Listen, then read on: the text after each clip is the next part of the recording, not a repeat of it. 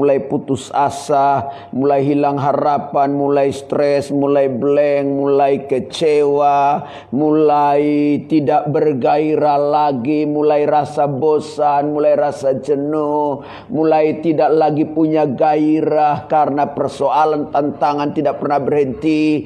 Katakanlah bahwa kita semakin berdoa kok virus makin lama tidak akan belum pernah mau menunjukkan kapan dia selesai. Lalu orang bilang begini, berdoa terus, lalu kapan selesainya? Tetapi bagi orang-orang yang mengharapkan Tuhan, persoalan boleh ada, masalah boleh ada, ikut Tuhan jalan terus, berdoa jalan terus, hidupi firman jalan terus. Saya setuju, katakan amin. Sebab yang kita yakini dan kita percaya bahwa akhir dari segala zaman berakhir ini, persoalan tidak akan mungkin tidak akan ada. Persoalan semakin datang kepada kita, dan kalau kita melewati grade persoalan A, maka kita melangkah kepada grade yang lainnya. Lalu ketika grade itu selesai, maka kita dibawa Tuhan ke grade yang berikutnya, dan terus menerus sampai kesempurnaan datang kepada kita, karena Yesus datang dan jumpai kita ada dalam iman di bumi ini. Ya, setuju, katakan amin. Jadi bagi saya, mau kapan selesai ini pandemi, itu urusan pandemi itu sendiri. Tetapi yang kita tahu bahwa persoalan pandemi boleh ada, Yesus tetap jaga dan pelihara. Itu sebabnya mari kita jangan pernah berhenti berharap, jangan pernah putus harapan, jangan pernah berhenti berdoa, jangan pernah berhenti mengharapkan pertolongan Tuhan dalam hidup kita. Semua jemaat Tuhan yang ada di rumah masing-masing, teman, sahabat, mitra, pendeta, gembala-gembala jemaat, dengar ini baik. Mungkin kita udah frustrasi ya, udah mulai bosan ya. Kenapa bosan? Karena hari-hari di rumah ya. Lagu bilang dengar manis kata cinta aja udah jadi jenuh ya. Apalagi kemudian mau dengar-dengar firman. Nah udahlah Pak Pendeta, nggak usah baca-baca firman lah, nggak usah renung-renungan firman, nggak usah berdoa lagi, udah capek ini, udah capek. Udah bosan denger ya. Dengar ini baik, saya mau kasih tahu, segala sesuatu berita boleh menjenuhkan dan memberi rasa bosan, memberi kecapean buat kita sampai budek mau dengarnya. Tapi yang saya tahu, setiap orang yang masih memberi telinganya untuk firman Allah, maka firman meneguhkannya. Ya, setuju, katakan amin. Mari kita buka Alkitab Roma 1 ayat 16 sampai 17. Sebab aku mempunyai keyakinan yang kokoh dalam Injil. Berapa banyak orang di dalam dunia ini yang keyakinannya terhadap Injil udah mulai rapuh, udah mulai hancur, udah mulai retak, udah mulai tidak lagi punya daya dan kekuatan apa-apa. Tapi bagi Rasul Paulus, dia berkata kepada jemaat Tuhan yang ada di Roma, bagiku Injil itu adalah kekuatan Allah. Yang setuju bilang amin. Dan aku mempunyai keyakinan yang kokoh dalam Injil. Karena apa? Injil adalah kekuatan Allah yang menyelamatkan setiap orang percaya. Yang setuju katakan amin. Injil adalah kekuatan Allah yang menyelamatkan setiap hidup orang percaya. Dan hanya Injil yang bikin kita selamat. Ya, setuju katakan amin. Melalui pemberitaan Injil yang di dalamnya disampaikan tentang pribadi Yesus Kristus yang mati di kayu salib, yang bangkit dari antara orang mati, yang hidup naik ke sorga, dan Injil bercerita dia akan datang kembali kali kedua, dan dia akan bawa kita masuk ke dalam kerajaan yang kekal untuk selama-lamanya. Haleluya. Jadi pandemi ini hanya sebuah cerita yang akan dikenang. Haleluya. Tidak akan lama lagi ini beres ini. Haleluya.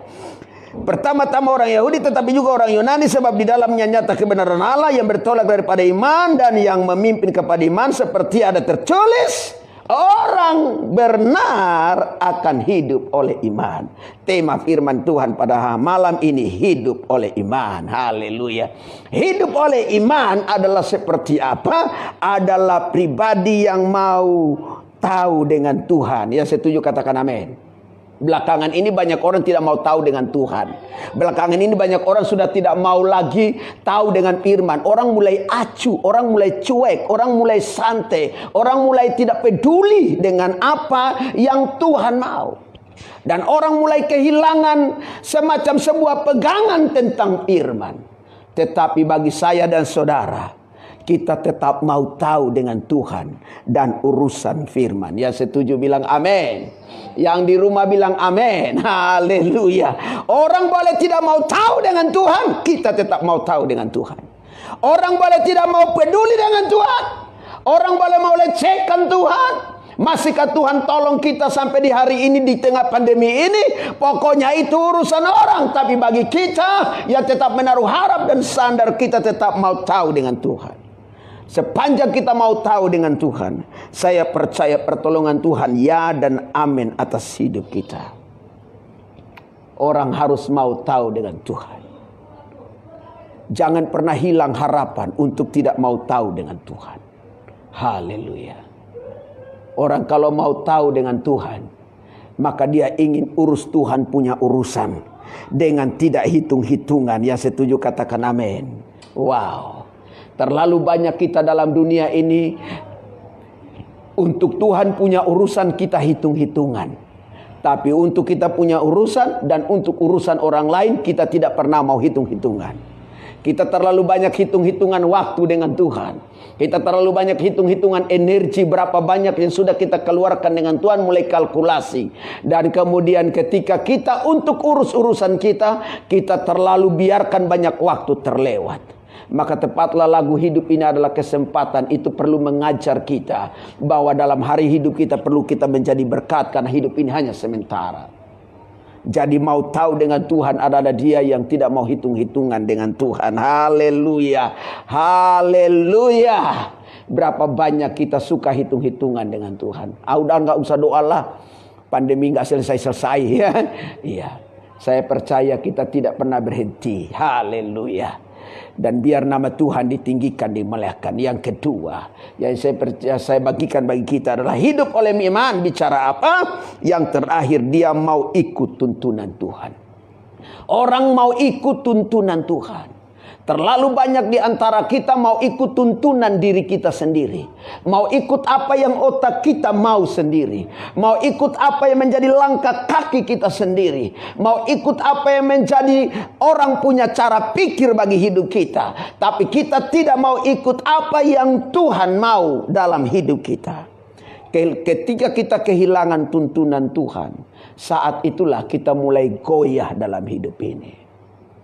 Orang Israel yang berjalan 40 hari 40 malam dalam pemeliharaan Tuhan. Kenapa? Karena ada dalam tuntunan Tuhan. Apa bentuk tuntunan Tuhan bagi mereka? Tiang api dan tiang awan.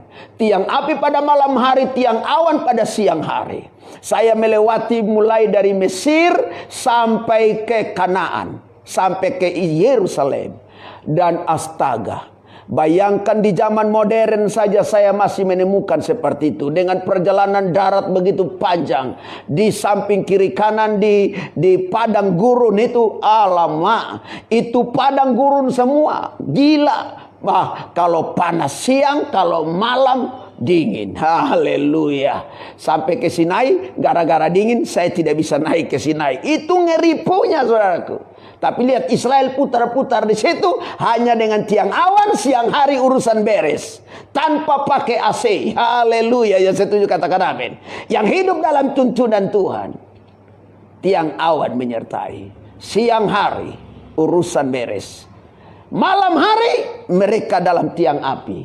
Yang dingin dapat panas-panas. Haleluya. Dia tidak perlu membutuhkan berdesak-desakan untuk menghangatkan badan atau bikin api unggun supaya mereka hangat rame-rame. Tak perlu. Dengan tiang api cukup memberi kehangatan. Ya, setuju katakan amin. Orang kalau hidup dalam tuntunan Tuhan, mereka tidak pernah kehabisan berkat. Mereka tidak pernah kehabisan berkat. Kita mau habis-habisan dengan Tuhan, Tuhan tidak pernah kemudian akan bikin habis apa yang dia mau beri bagi kita. Walaupun dia mau habis-habisan dengan kita, tapi yang mau dia habis-habisan itu gak pernah habis-habis. Makan free, haleluya. 40 tahun siapa? Kalau saya free, 42 tahun saya hari ini, haleluya. Bayangkan kalau dalam perjalanan itu saya makan free, gratis. Haleluya. Hanya gara-gara hidup dalam tuntunan Tuhan. Yang penting Tuhan bilang jalan, jalan. Itu urusan beres. Tapi banyak orang bosan dan jenuh dalam tuntunan Tuhan. Kenapa demikian ya? Persoalannya karena mereka tidak hidup oleh iman. Hari-hari ini mungkin kita frustrasi, sudah sakit kepala, puyeng, mual-mual, sakit perut, capek ya, gelisah, sudah nggak lagi mampu bertahan, barangkali hanyalah derayan air mata. Dengar ini baik, engkau belum tamat, haleluya. Kalau engkau izinkan hidupmu dituntun oleh Allah, urusan pasti beres. Saya sederhana saja, bagi hidup saya, kalau Tuhan yang tuntun, saya pastikan mujizat ada. Kalau Tuhan yang tuntun, saya pastikan kesembuhan ada. Kalau Tuhan yang tuntun, saat tiada jalan, Tuhan bikin jalan keluar. Saat Tuhan tuntun dalam lembah kekelaman, di sana ada gada dan tongkat menyertai. Kalau Tuhan tuntun, sepotong tongkat Musa membelah laut Tiberau. Kalau Tuhan tuntun, dengan satu kali injakan kaki daripada Yosua, lalu kemudian sungai daripada sungai Yordan terbelah. Haleluya. Semua yang hidup dalam tuntunan Tuhan itu memungkinkan segala hal baik datang kepadanya. Hari ini kita masih ada dalam tuntunan Tuhan. Itu sebabnya kita ada sebagaimana ada. Saya serukan kepada semua yang menyaksikan doa bagi bangsa Indonesia dan bangsa-bangsa di rumah masing-masing. Dengar ini baik. Kalau engkau mau hidup oleh iman, cuma dua urusannya. Yang pertama, mau tahu dengan Tuhan. Yang kedua, mau dituntun oleh Tuhan. Selesai. Biar pesan firman Tuhan ini menjadi sumber berkat bagi kita. Jangan hitung-hitungan dengan Tuhan. Apa yang bisa engkau kerjakan, kerjakanlah. Sebab kalau engkau sudah kerjakan itu, mungkin sudah dengan habis-habisan, Tuhan akan support engkau habis-habisan. Dan tidak akan pernah habis apa yang disupportnya bagi kita. Tuhan Yesus memberkati kita semua. Amin, amin, amin, amin. Haleluya.